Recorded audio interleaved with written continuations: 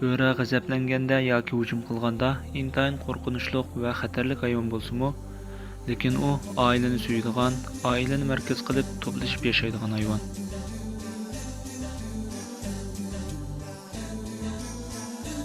Böre küçükü tug'ilganda uning ko'z qarashiqi ko'k bo'ladi. 8 oylik bo'lganda siriq bo'lishga boshlaydi.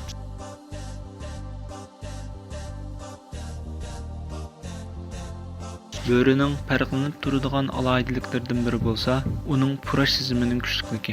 Börede taqriban 200 million puraq sizish hujayrasi bor.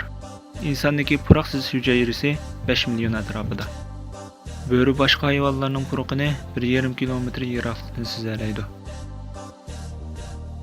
Böre 65 kunda tug'iladi. Böre küçük tug'ilganda ko'zi ko'rmas, qo'liga anglamas holatda tug'iladi.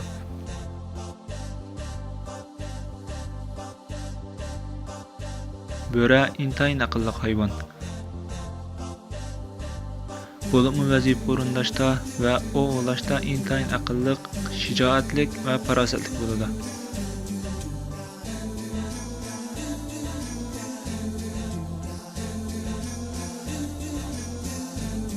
Va yana u esil, oliyjanob hayvon.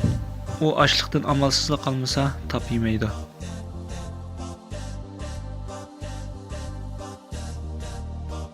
Böreler odatda boshqa hayvonga o'xshash o'zining qiz qarindoshlari va onasi bilan juftlaşmaydi.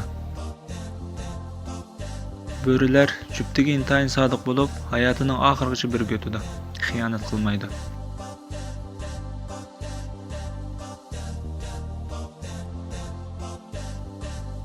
Böreler ballarını tuniy oladi. Chunki ularning onasimi, dadasimi bir bo'ladi. Böreler qarindoshlarining yoki juftining o'limiga qayg'uradi va yig'laydi. Oylab va yillab, hatto umrining oxirigacha qarliq tutadi.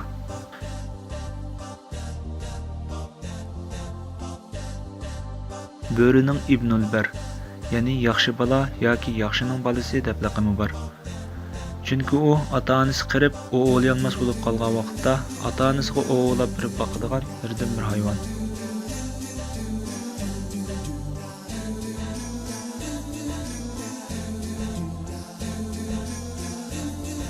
Böreler top yo'l yurganda kuchliklar ojizlarni qo'g'dab mangdi. Böreler boshlig'i bo'lsa, eng oxirida mangdi.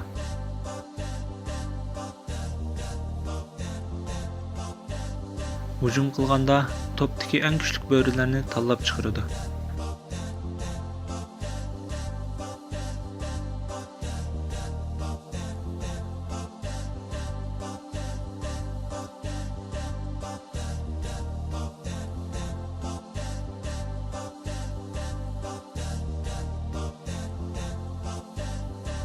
Böreler öz iqtidori orqali podshoning qo'lida qurol bor yoki yo'qligini bilalaydi. Shuningga qarab, qo'ylarga hujum qilish yoki qilmaslikni belgilaydi.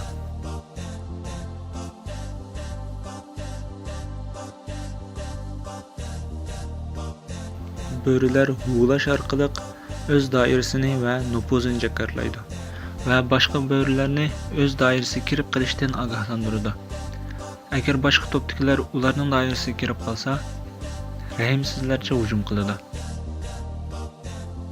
Börening huvlashi o'nlarcha kilometrga anglanadi.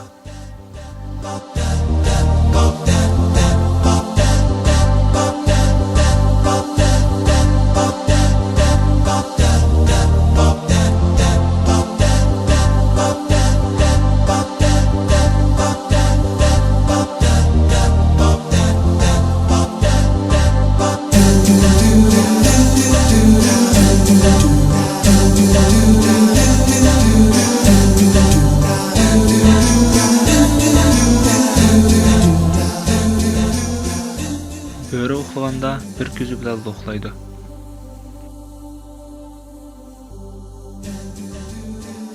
Börening ko'zida nur aks ettirgich qavat bor bo'lib, u kechisini ko'ralaydi.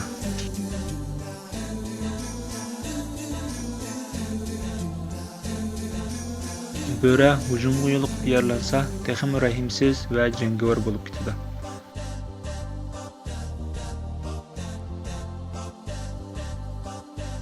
Böre ölüm aldığı vaysamaydı. ko'z oldidagi xatarning va dushmanning qarshisida o'lgüchi sabit turdi.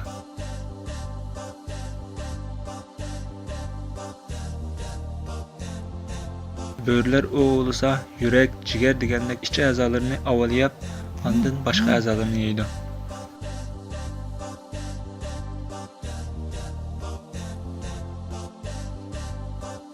Böre insonning qinini bir qancha kilometrdan puraya oladi. Agar inson cho'lda yoki o'rmonlikda yerlanib qon chiqsa, tezla börening nishoniga aylanib qoldi.